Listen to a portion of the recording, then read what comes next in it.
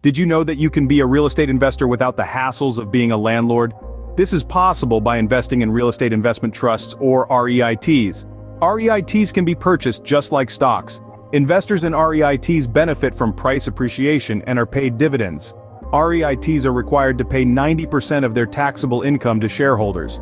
The dividends from REITs can be considered a replacement for rental income. Some top REITs based on attractive valuation, growth, profitability, price momentum, and positive earnings revisions are NewLake Capital Partners, NLCP, which pays a dividend of 9.8%, Innovative Industrial Properties, IIPR, which pays a dividend of 7%, and Park Hotels and Resorts, PK, which pays a dividend of 9%. All three of these companies were picked based on Seeking Alpha's quant rating system.